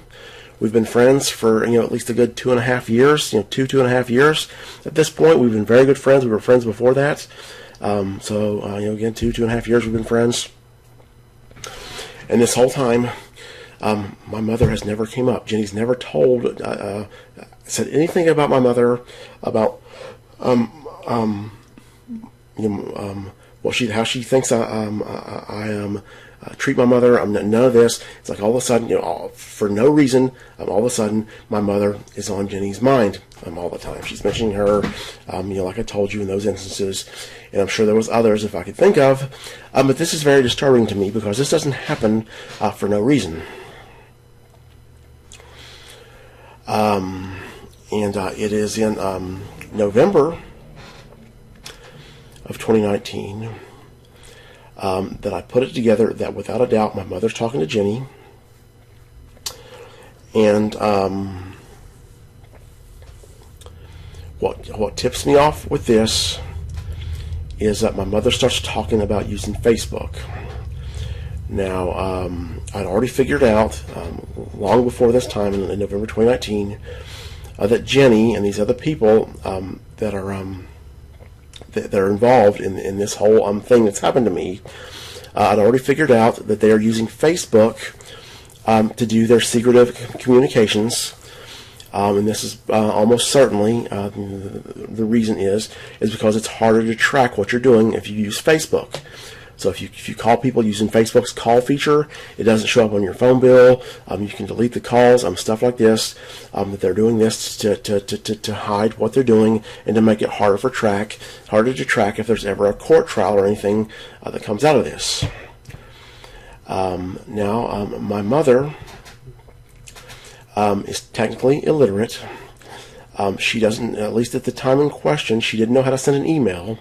When she'd have to try to send an email, I'd have to get on the phone with her, and I would literally be on the phone with my mother for 6 or 8 hours at a time, trying to explain to her how to send an email. Okay, it's the most frustrating thing on earth, and I have to ask her question after question. What's the screen like? What's it showing you right now? I'd tell her what to do, and she would do it wrong. She does not know how to use computers at all. She's technically illiterate with cell phones, smartphones, and all of this. And since then, she's gotten better. She's still pretty much illiterate now, but especially back then, she was especially illiterate. And I brought up to my mother that I needed to talk to my psychologist, John. This was around the time that I get John in the mix. That I start to try to get John in the mix. And my mother says, I'm going to get on somebody's Facebook and try to look him up. When she says this, I'm going to get on somebody's Facebook and try to look him up. Okay. So here my mother is talking about she's going to get on somebody's Facebook. She's talking about this as if it's as easy for her to get on somebody's Facebook. It's like driving a car. Just hop in and turn the key and go to where you're going. Okay, so here my mother has this familiarity with Facebook, and that's all it took right there that I knew for a fact that my mother was talking to Jenny. That my mother would have no other use for Facebook, period. That she never ever would have gotten this application. Now, of course, subsequent to this, my mother did get a Facebook account many months later. And of course, it does have a purpose for her. She can keep track of her friends and stuff like this. She's traversed this learning curve through her illegal contact or through her contact with Jenny. And what has happened is my mother has either gotten my sister to contact Jenny is one thing that she's done, or she may have called her from her work number, and they've set up for my mother and Jenny to talk on Facebook.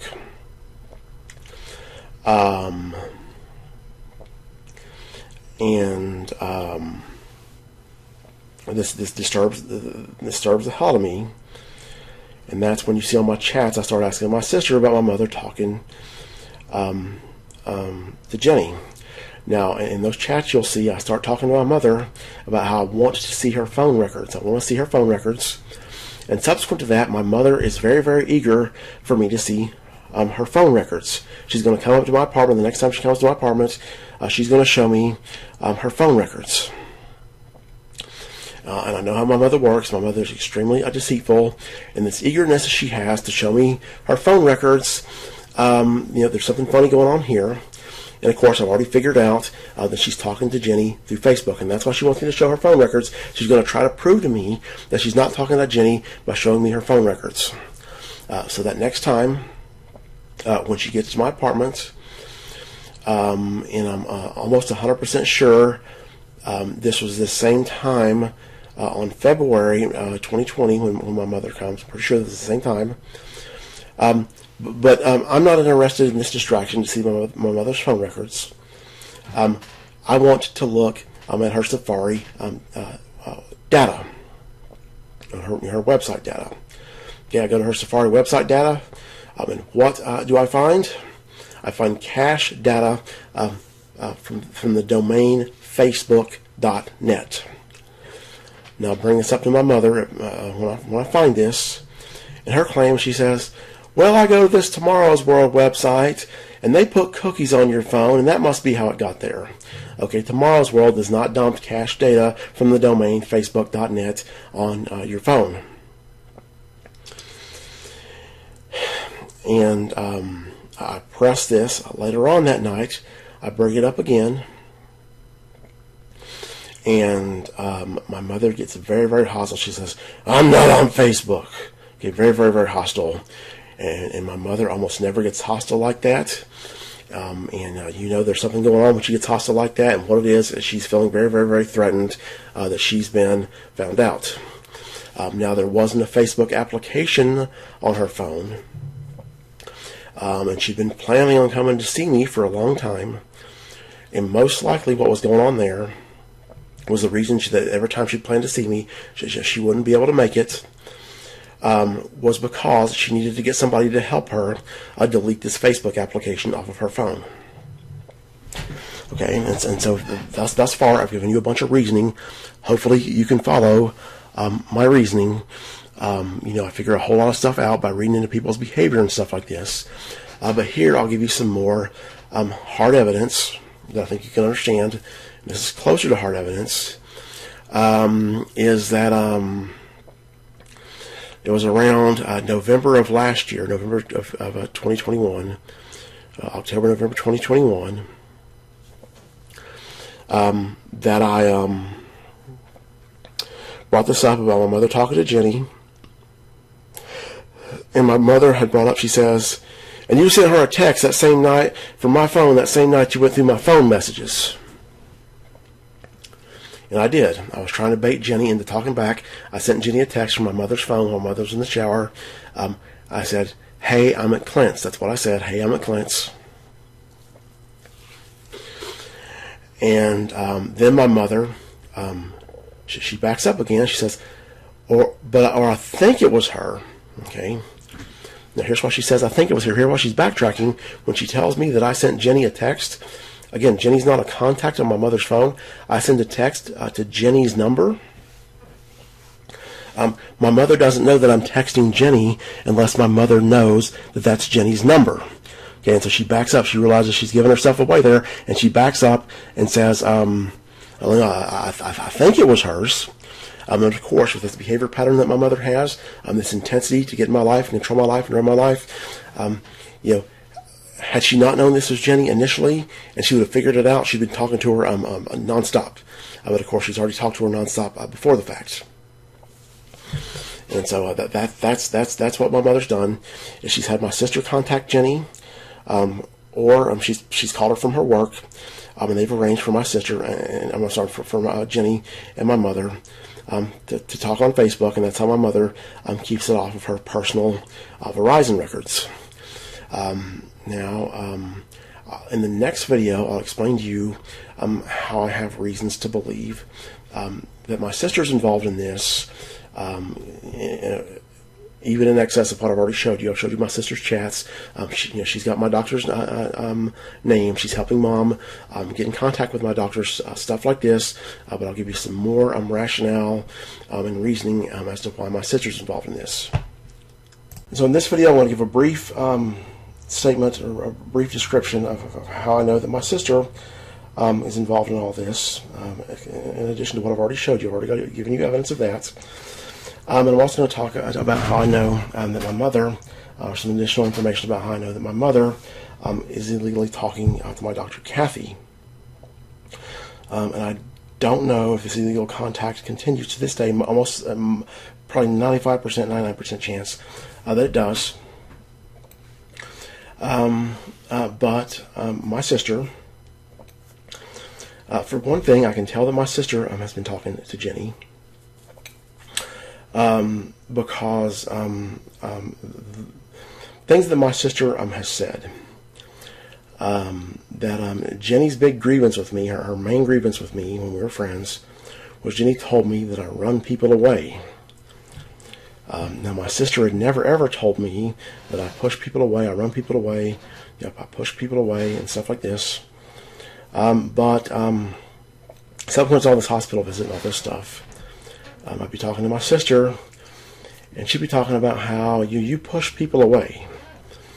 Now, what happens here, and this may not make sense to you, I don't know, but I have a sense for this type of thing. But when people start interacting, they will start to kind of share the same grievances, and their thoughts will kind of start to rub off on one another, and they'll influence one another. And it's obvious to me that that's what's happened with Jenny and my sister. Jenny's told her about how I push people away, and my sister told her about her stuff, and so it, this kind of all meshes together. And my sister tells me that I pushed. Again, she's never told me that before in my entire life. My sister at this point is almost at the time in question when we're having this call, she's almost 30 years old, or maybe even 30 years old. I can't even remember. Let's see here. She would have been close to 30 or 30. And then there's another time that my sister gave away what had happened. My sister, I have 2 Facebook profiles. I have one Facebook profile that I mainly use for groups. I've got a handful of friends. I didn't want any friends on this profile, but I got them. Got a few, but it's for my groups. Then I've got my old Facebook profile, which I would terminate all the time, or delete, and then I would reactivate it. And my sister was on that profile, and I had a bunch of my friends on there. And I had this inside joke with some of the people on my old Facebook profile that this new Facebook profile that I have, where I talk to my groups, I call this my real family. And I made a post on my old Facebook, something about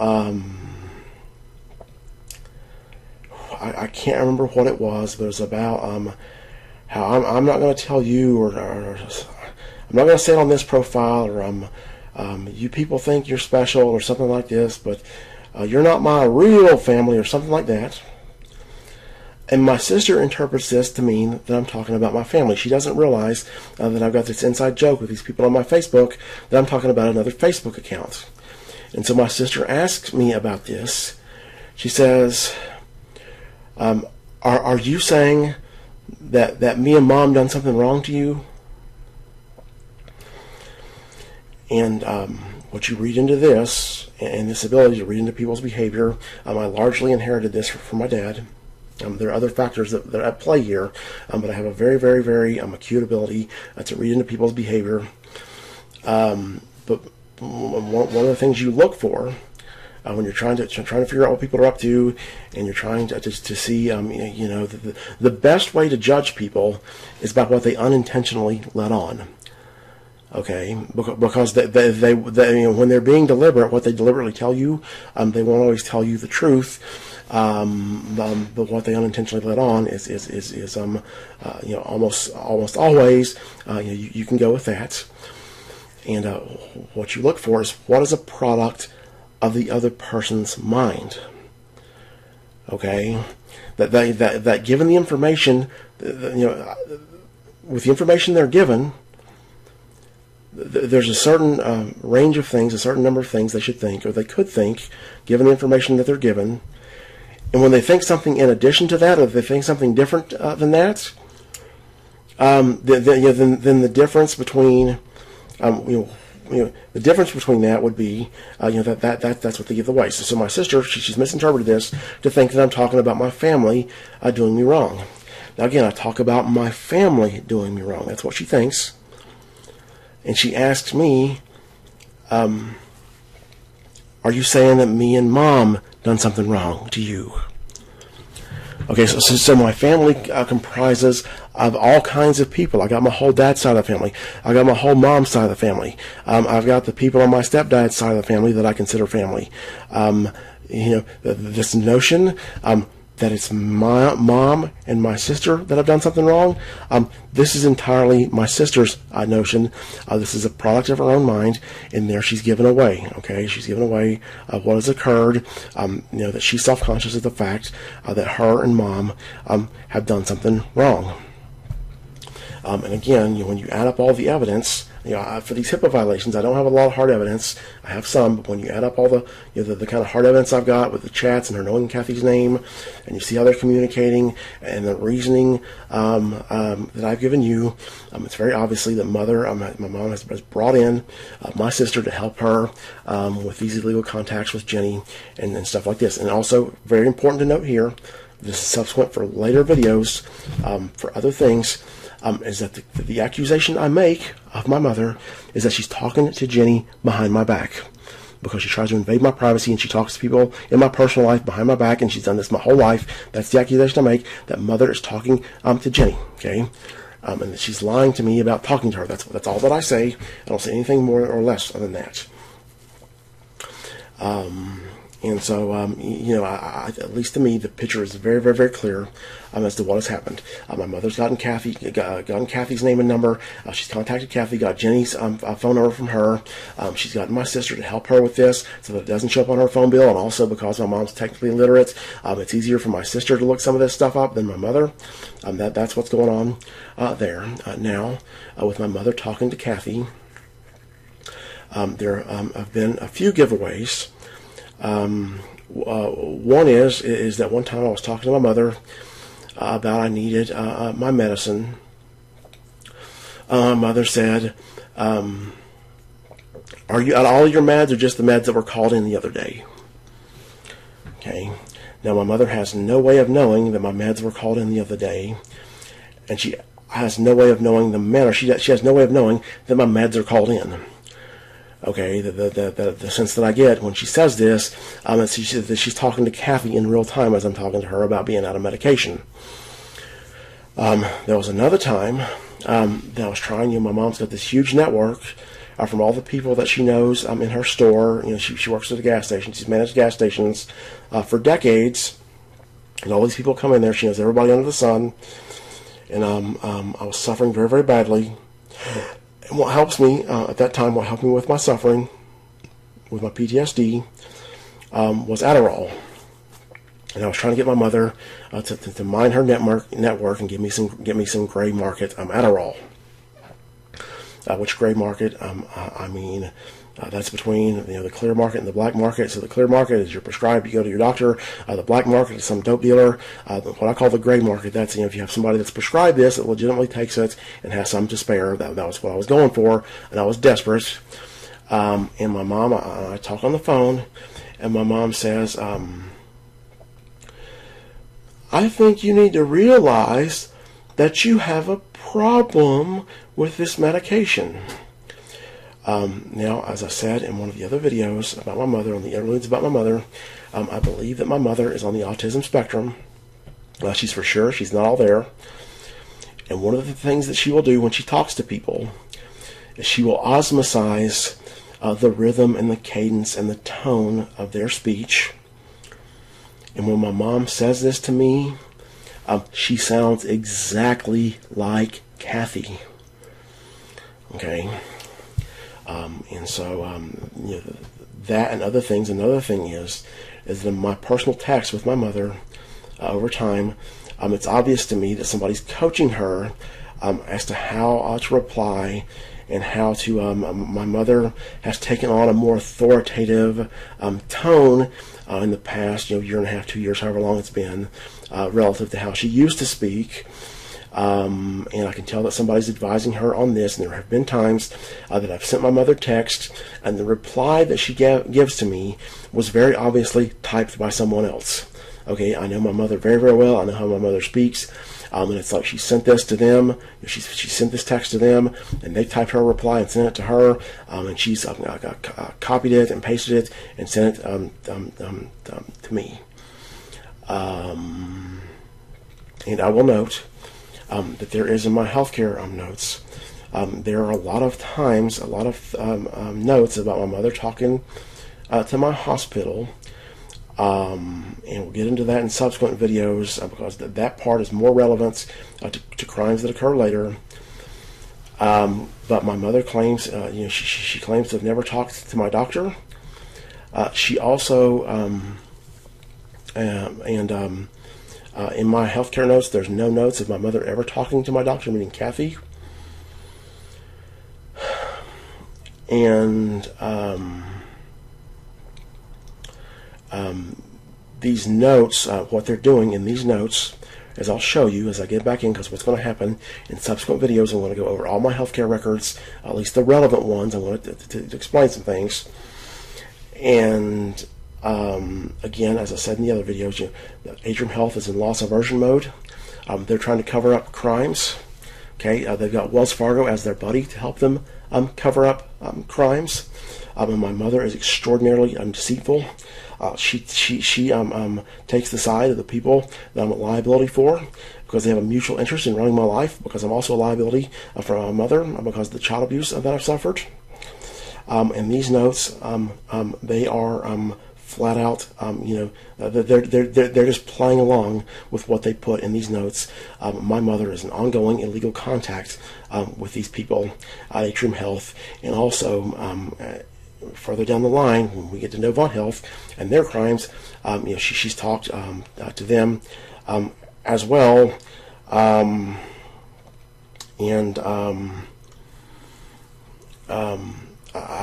guess I'll just say to be conscious of that.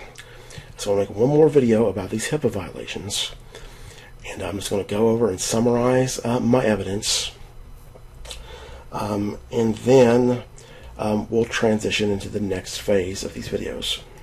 I get the sense that I may have confused the people watching this video, the person watching this video, that I may have confused you with a lot of this HIPAA violation stuff and my reasoning. So in this video, I'm going to take it. I'm going to summarize my evidence. I want to take kind of a conceptual approach that you may be better able to understand. Okay, and so first I have some facts. And following these facts, I ask the question, what do you think is going to happen here? Okay, so you have my mother, who has this intense drive to invade my privacy and to control my life, and to get in contact with all the people in my personal life behind my back, and kind of run my life behind the scenes, and out of this unhealthy emotional relationship she has with me, and also because I'm a liability for her, because of the child abuse that I've suffered.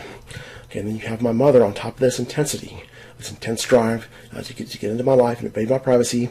She has this sweet personality, this voice that sounds like a little kid's voice, that is extremely disarming. Okay, and she's going to come to Atrium Health. So Atrium Health is going to call her, and then she's going to come and visit Atrium Health in April of 19. This is who's walking through their door when they come to visit in the April of 19 hospital stay. This is who they're talking to on the phone. Now about Atrium Health. Okay, Atrium Health is reckless in protecting its patients' rights. Okay, that when I go in this inpatient unit on April 22nd, 2019, when she sees me in the morning, she does not even look at this petition at all. She doesn't bat an eye at the fact that I've been teleported to their hospital. She will not listen to a word that I say. She gives me the total time I spent with her was probably about 2.5 minutes at most. Probably a 45-second interview. She won't listen to what I say and tells me that I'm manic and all this garbage when Jenny's claims are bullshit. Okay, so one option we have there is they're reckless. Okay, another option we have is they're criminal. Okay, because Morrissey may well have been a part of this scam, but this is how scrutinizing and how careful and the level of care that they exercise, assuming that she's not a part of this, assuming she's not a criminal like the guy at the door. This is how careless and reckless they are in the level of care that they apply to looking out for the rights of the people that come through their door. That she doesn't bat an eye at this petition that says that I was teleported through our hospital, and she doesn't bat an eye at these obviously bullshit claims, that if she would have listened to me at all and given me more than 30 or 45 seconds to make my case, I could have very easily explained to her. Okay, then we have the fact that Atrium Health's employees, at least some of them, don't even know that Atrium Health's patients have rights. Okay, and I remember now it was this PA asked for permission to call my mother and to call Jenny. To give me permission, to give Atrium Health permission to call my mother and to call Jenny. Okay, I interpret this to be one single phone call to both of them. Okay, I go and tell the girl, the social worker, that I give them I'm directed to give her the numbers, and I tell her I want these numbers deleted. Okay, it's absolutely my right to have these numbers deleted, or at least deauthorized. She looks at me like I'm stupid and tells me no. She says, well, why are you going to need them deauthorized? Why are you going to need them deleted? You're not going to be here. Okay, I tell her a second time. This is the same building I get my regular care. She squints at me and treats me like I'm stupid for having a concern and refuses to delete them, to remove these numbers or to deauthorize them a second time. Okay, this girl doesn't even know that I have rights. And then on my next hospital visit on April 25th, 2019, when I go in there with the nurse, she tells me that my mother and Jennifer Cox have been authorized with unlimited access to my healthcare information, to talk to about my healthcare, discuss my healthcare on an unlimited basis, or not a restricted basis at all.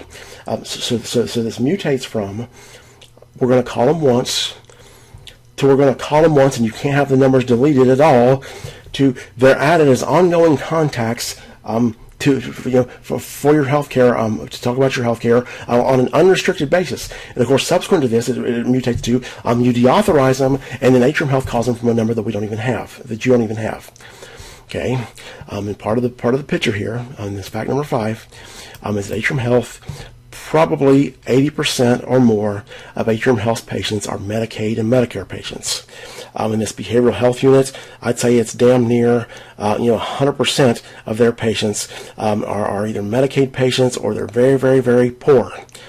Okay, so Atrium has not had to exercise any discipline and has kind of been disinhibited in protecting their patients' rights because their patients are powerless. There's no consequence for Atrium Health not protecting their rights, and so they're not going to waste a dollar or thought on training their employees to protect their patients' rights. Okay, and so what do you think is going to happen here? Okay, just using common sense, given these facts, that my mother has this intense drive, that she's driven by intensity, to invade my privacy, to control my life, to get in touch with the people behind my back, my personal life behind my back, and she goes into the mix with this intensity that she's got, this high level of skill she's got at conning people and helping her with this disarming personality, and this is where she goes to. Okay, this is where she walks in.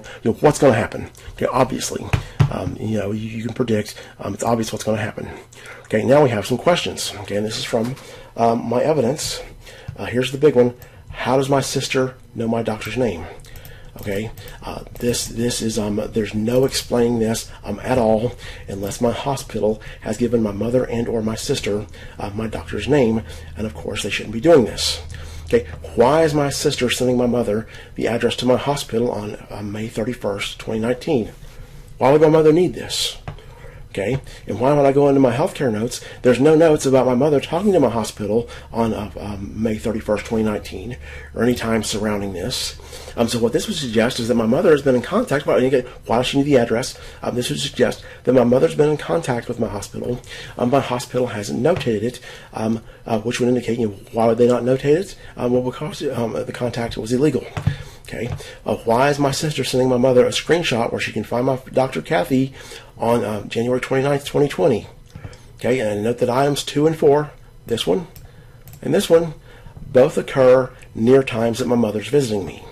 Okay, so my mother comes to visit me on 5/31/19, or it's either 5/31 or 6/1, I can't remember, and then she comes and visits me on February 3rd, 2020. Okay, so again, I'm in Charlotte. My hospital is in Charlotte, and it seems like that every time Mom is going to make the big trip down to Charlotte to come and visit me, she gets my sister to get her the address and location of my hospital. Okay, why does my mother have Facebook data on her phone? Okay, when she comes to see me on February 3rd, 2020, and she's got this cache data from Facebook.net on her phone, she tells me that it's from Tomorrow's World. So one thing you'll notice there.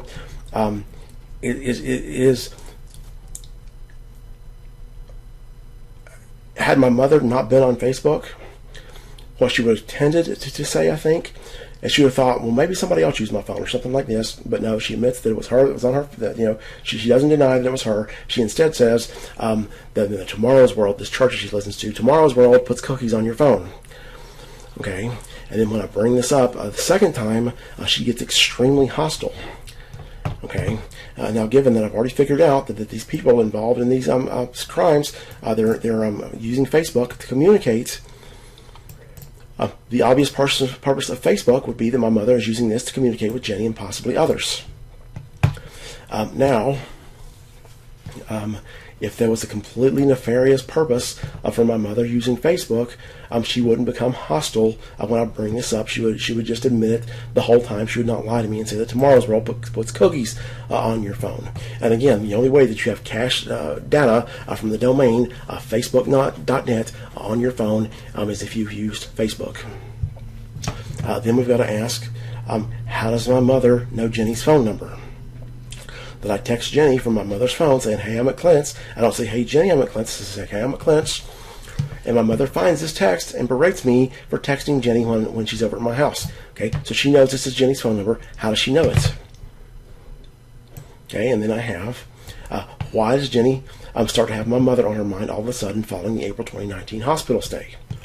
Okay, again, this behavior, this doesn't happen for no reason. I've known Jenny for 2.5 years plus.